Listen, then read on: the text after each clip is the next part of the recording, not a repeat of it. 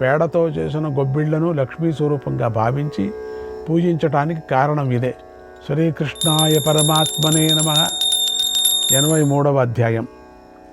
భీష్ముడు ఇలా చెప్తున్నాడు: ఓ ధర్మరాజా, యజ్ఞం కోసం వినియోగించిన మిగిలిన ఆహారాన్ని తినేవారు, గోవును దానమిచ్చేవారు, నిత్యము అన్నదానము యజ్ఞం చేసేవారు పొందే ఫలాన్ని పొందుతారు. పెరుగు నెయ్యి లేకుండా యజ్ఞం జరగదు. కనుక వాటితోనే యజ్ఞానికి యజ్ఞత్వం లభిస్తుంది, ఫలం చేకూరుతుంది. కనుక గోవు యజ్ఞానికి మూలం అయి ఉంది. సమస్త దానాలలో గోదానమే ప్రశస్తం అయి ఉంది. గోవుల శ్రేష్టాలు పవిత్రాలు, పరమ పావనాలు. పుష్టి కోసం, శాంతి కోసం గోవులను సేవించాలి. పయోదధిఘృతం చాసాం, పయోదధిఘృతం చాసాం, పయోదధిఘృతం చాసాం సర్వపాప ప్రమోచనం, సర్వపాప ప్రమోచనం. ఆవు పాలు, ఆవు పెరుగు, ఆవు నెయ్యి సకల పాపాల నుండి విముక్తి కలిగిస్తాయి. ఇహపర లోకాలలో గోవులే పరమ తేజస్సులని శాస్త్ర గ్రంథాలలో చెప్పబడింది. కనుక గోవుల కన్నా పవిత్రమైనది ఏదీ లేదు. ఓ ధర్మరాజా, ఈ సందర్భంలో కూడా ఇంద్ర బ్రహ్మల మధ్య ఒక సంవాదం జరిగింది. ఆ కథను చెబుతాను విను. పూర్వం దైత్యులు ఓడిపోయారు. అప్పుడు ఇంద్రుడు త్రిలోకాధిపతి అయ్యాడు. అందుకు ప్రజలందరూ ఆనందించి సత్యధర్మాల యందు ఆసక్తులయ్యారు. ఆ సమయంలో నారదుడు, పర్వతుడు, విశ్వావసువు, మహా ఊహువులు దివ్య తాళం వేస్తూ ఆహా ఊహులు గానం చేశారు. భక్తితో బ్రహ్మదేవుణ్ణి సేవించారు. అప్పుడు వాయుదేవుడు దివ్య పుష్ప పరిమళాలతో వీచాడు. ఋతువులు కూడా విడివిడిగా సుగంధాలను తీసుకొని వచ్చాయి. దేవతలందరూ కలిసి సమావేశమయ్యారు. అప్పుడు సకల ప్రాణులు కూడా గుమిగూడాయి. ఒక ప్రక్క దివ్యవాద్యధ్వని వినిపిస్తుంది. దివ్యాంగనాలు, చారణులు చుట్టూ నిలబడ్డారు. అప్పుడు ఇంద్రుడు బ్రహ్మదేవుడికి నమస్కారం చేసి ఇలా అడిగాడు: ఓ పితామహ, దేవతలు లోకపాలకులు కదా, వారి లోకాల కన్నా పైన ఎత్తులో గోలోకం ఎందుకుంది? నాకు ఈ విషయం చెప్పు. గోవులు ఎలాంటి తపస్సును చేశాయి? ఏ బ్రహ్మచర్యాన్ని పాటించాయి? ఏ కారణంగా రజోగుణం లేకుండా సుఖంగా నివసిస్తున్నాయి? దేవతల కన్నా పైన ఎలా సుఖంగా నివసించగలుగుతున్నాయి అని అడిగాడు. అప్పుడు బ్రహ్మదేవుడు ఇంద్రుడితో ఇలా అన్నాడు: ఓ ఇంద్ర, నీకిప్పుడు గోవులంటే చులకన, ఎప్పుడు కూడా నీకెప్పుడు అదే. నువ్వు గోవులను ఎప్పుడూ అవహేళన చేస్తూ ఉంటావు. గోవులను పరిహాసానికి కూడా చులకన చేయకూడదు. అందువల్ల నీకు గోవుల మహిమ తెలియదు. ఓ సురశ్రేష్ఠ, నీకిప్పుడు గోవుల ప్రభావాన్ని, వాటి పరమ మహత్యాన్ని చెబుతున్నాను విను. ఇంద్ర, గోవులు యజ్ఞాంగం అని చెప్పబడ్డాయి. కనుక గోవులు యజ్ఞస్వరూపాలు. గోవులు లేకుండా ఏ విధంగా అయినా సరే యజ్ఞం జరగదు. గోవులు తమ పాలతోనూ పెరుగుతోనూ ప్రజలను పోషిస్తాయి. వాటి కుమారులైన ఎద్దులు కూడా వ్యవసాయంలో ఎంతో సహకరిస్తాయి. ధాన్యాన్ని, వివిధ బీజాలను మొలకెత్తిస్తాయి, పంట పండిస్తాయి. వాటి వల్లే యజ్ఞం చక్కగా సాగుతుంది. సకల విధాలుగా హవ్య కవ్యాలు కొనసాగుతాయి. ఓ ఇంద్ర, గోవుల నుండి పాలు, పెరుగు, నెయ్యి వస్తాయి. గోవులు పవిత్రాలు. ఎద్దులు ఆకలి దప్పులను అనుభవిస్తూ కూడా వివిధ భారాలను మోస్తూ ఉంటాయి. మునించధారయంతీగా మునించధారయంతీగా ప్రజాశ్చైవాపి కర్మణ, ప్రజాశ్చైవాపి కర్మణ వాసవాకూటవాహిన్యః,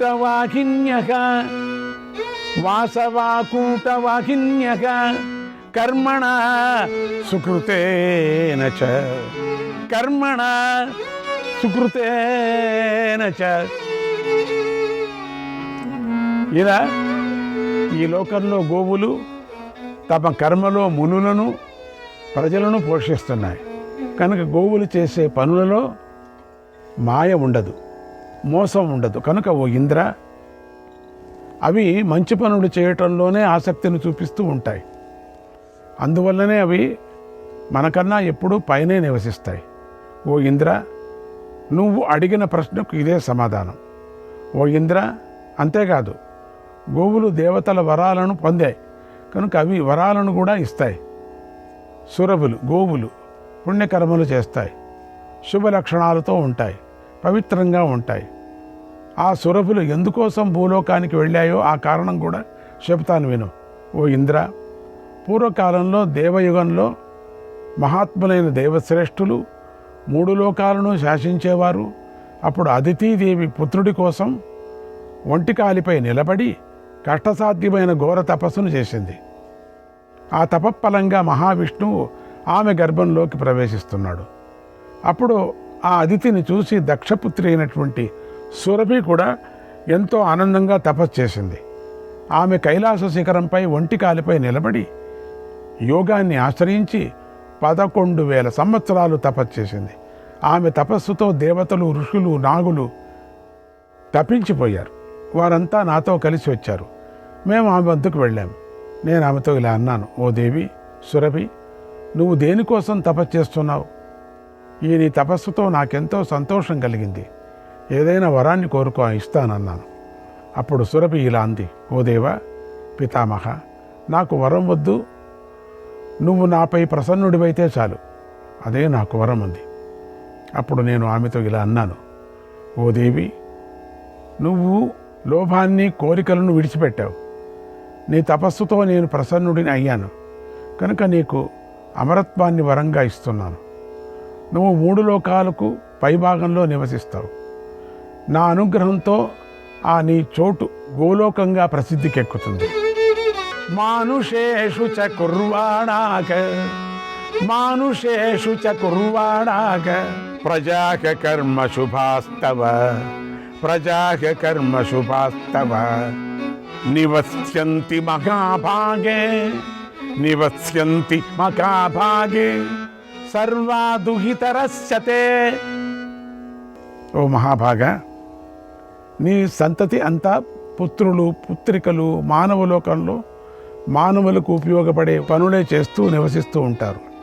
కనుక మనం గోవులను కాపాడుకోవాలి. ఓ కళ్యాణి, నువ్వు మనస్సులో తలిస్తే చాలు, నీకు దివ్యమైన మనుష్యలోకంలో సంబంధించిన భోగాలు, స్వర్గము లభిస్తాయి. ఓ ఇంద్ర, ఆ గోలోకంలో అందరి కోరికలన్నీ తీరుతాయి. అక్కడ మృత్యువు కానీ వార్ధక్యం కానీ అడుగు పెట్టవు. అగ్ని జ్వలించదు. అక్కడ దురదృష్టం, అశుభం ఏదీ ఉండదు. అక్కడి అరణ్యాలు, భవనాలు కూడా దివ్యాలే ఉంటాయి. అక్కడి విమానాలు చక్కగా నిలబడి ఉంటాయి. అవి ఇచ్ఛానుసారంగా ప్రయాణిస్తాయి. నీ గోలోకాన్ని బ్రహ్మచర్యం, తపస్సు, సాధన, ఇంద్రియ నిగ్రహం, వివిధ దానాలు, పుణ్యము, తీర్థసేవన, మహాతపస్సు, మంచి పనులు చేసిన వారు చేరవచ్చు అని ఆమెకు నేను వరమిచ్చాను. ఓ ఇంద్ర, ఇది గోలోక మహిమ. నువ్వు అడిగిన విషయమంతా నీకు చెప్పాను కనుక నువ్వు ఎప్పుడూ కూడా గోవులను పరిహాసం చెయ్యకు, అవమానించుకు అన్నాడు. ఈ మాటలను ఇంద్రుడు విని నాటి నుంచి నిత్యము గోవులను పూజించాడు. వాటిని ఎంతో గౌరవించాడు. ఏతత్ తే సర్వమాఖ్యాతం ఏతత్ తే సర్వమాఖ్యాతం పావనంచ మహాయుగే పావనంచ మహాయుగే పవిత్రం పరమం చాపి పవిత్రం పరమం చాపి గవామాహాత్మ్యముత్తమం. మహా తేజస్వి, నేను పరమ పావనమైనది, పరమ పవిత్రమైనది, పరమోత్తమమైనదైనటువంటి గోమహాత్మ్యాన్ని పూర్తిగా చెప్పాను.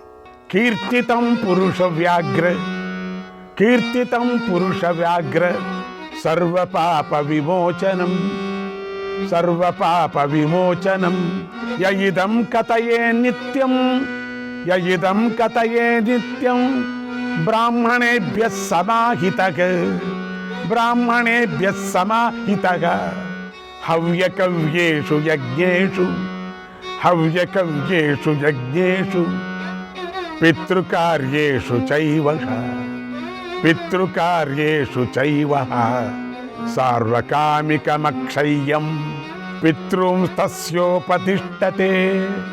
పితృంస్తస్యోపతిష్టతే.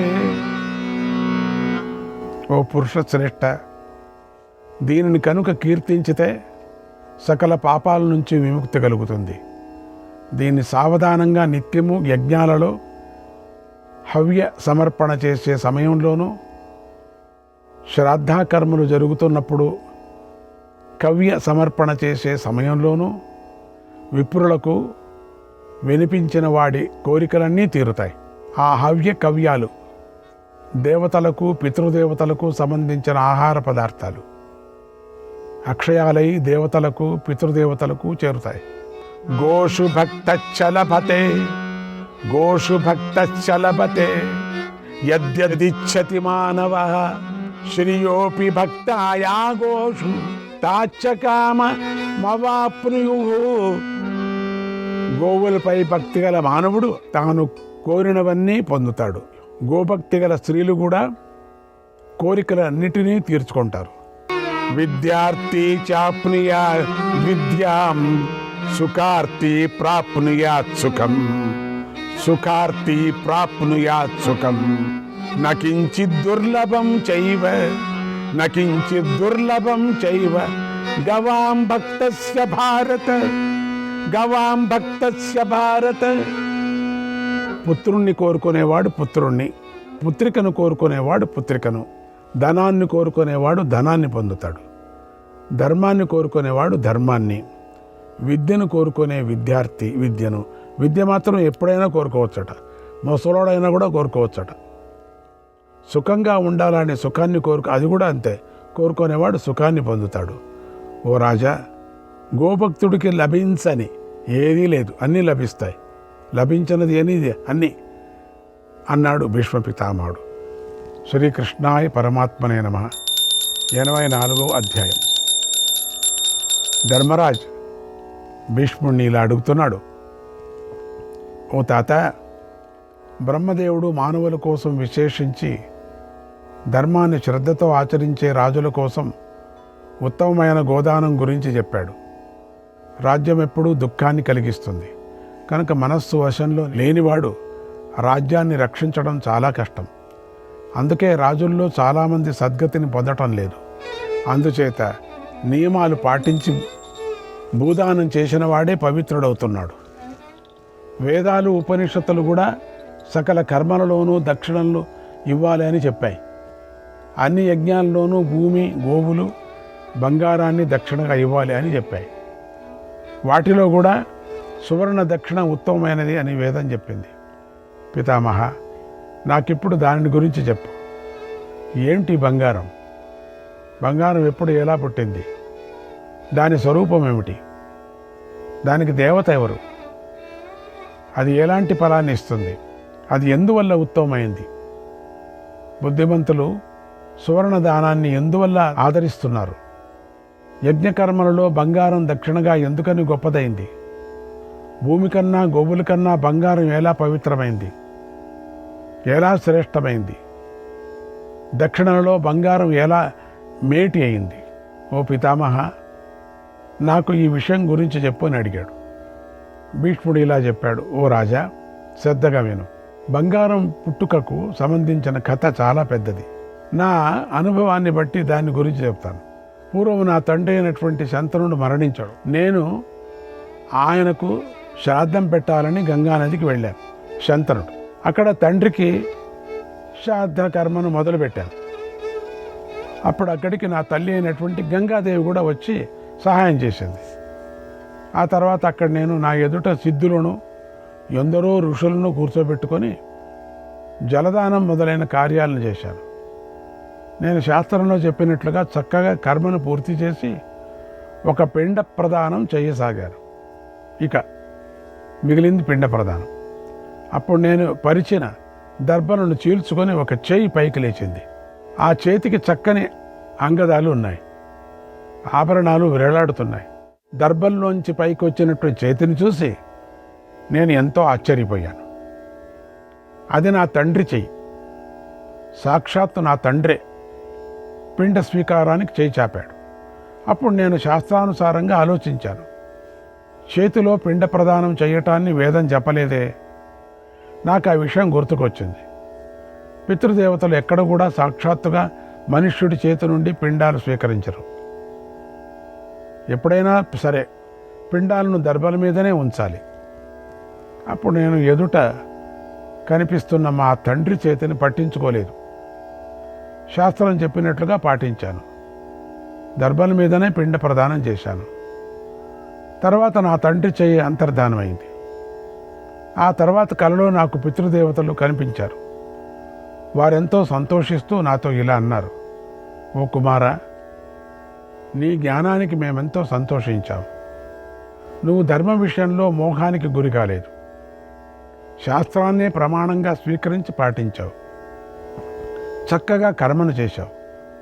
నువ్వు ఆత్మ, ధర్మ, శాస్త్రం, వేదాలు, పితరులు, ఋషులు, సాక్షాత్ పితామహుడైనటువంటి బ్రహ్మదేవుడు, గురువులు, ప్రజాపతి మొదలైన వారందరి గౌరవాన్ని పెంచావు. ధర్మాత్మలకు ప్రమాణంగా నిలిచావు.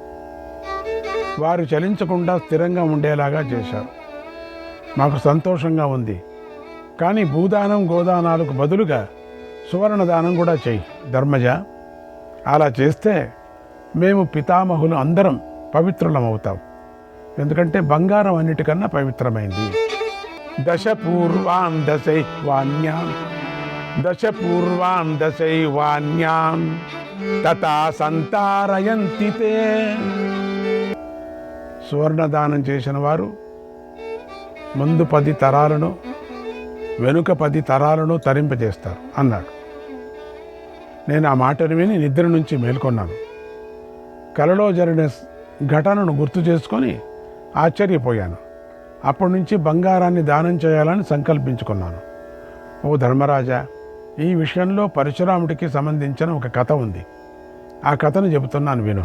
ధన్యమాయుష్యమేవచ ధన్యమాయుష్యమేవచ. ధనాన్ని, ఆయస్సును వృద్ధి చేస్తుంది. పూర్వం పరశురాముడు తీవ్రమైన క్రోధంతో 21 సార్లు భూమిపై క్షత్రియులు లేకుండా చేశాడు.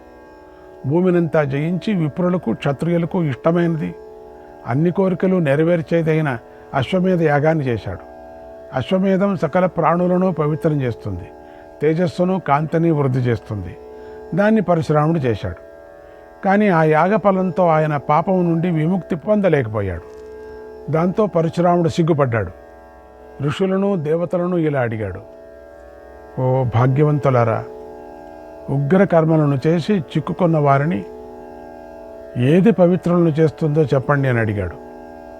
అప్పుడు మహర్షులు ఇలా చెప్పారు, ఓ పరశురామ, వేదం చెప్పిన మాట బట్టి నువ్వు విప్రులను సత్కరించు. ఆ తరువాత